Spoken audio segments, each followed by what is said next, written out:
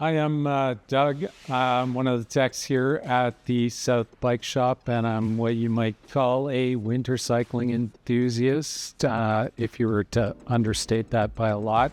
Anywhere from commuting to bike packing, there's a lot of fun to be had in winter on a bike, and so I'd encourage everybody else to go out and give it a try. However, winter is not as comfortable as spring and fall. So there's a few things that we carry here at the shop that can make your experience just that much better. First thing, and I would consider this pretty much an essential for winter, is studded tires. These give you a tremendous amount of traction. I often compare it to, you get the traction on ice that you would otherwise get on gravel. It's 45 North.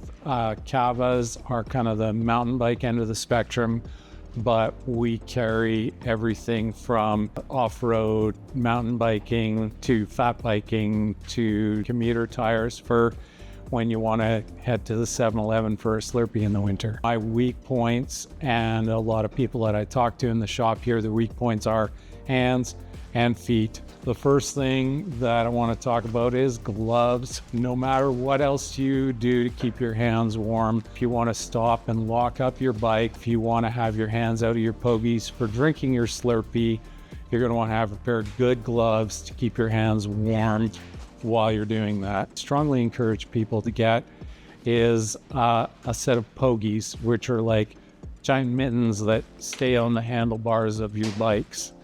I chose these Blivet ones. These are a Canadian brand. They come with a set of foam grips.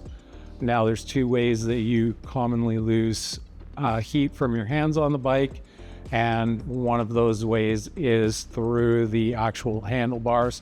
So substituting in a set of foam grips for the standard grips does amazing things for keeping your hands warm on the bike.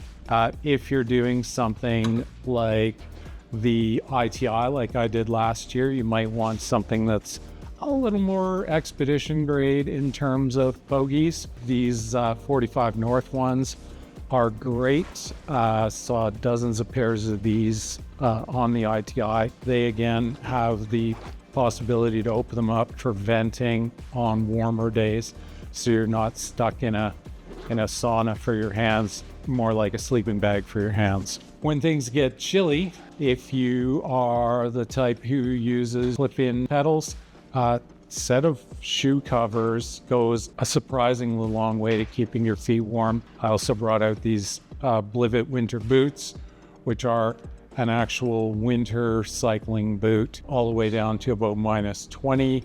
You can wear a pair of these and they will keep your feet warm.